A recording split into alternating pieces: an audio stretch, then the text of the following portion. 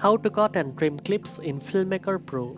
First of all, open the app on your device and load the project where you want to edit your videos. Next, tap on the clip in the timeline that you want to cut or trim.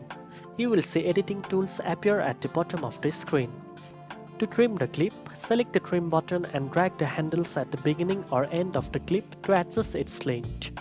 This allows you to remove unwanted sections from the start or end of your video.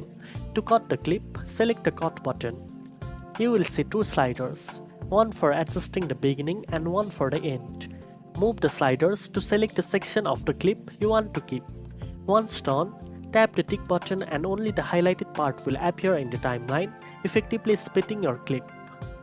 You can repeat this process on multiple clips to remove unwanted parts, rearrange sequences, or create precise edits. Make sure to preview your edits to ensure smooth transitions and proper timing. Once you are satisfied, save your project or export the video. Now you know how to cut and trim clips in Filmmaker Pro.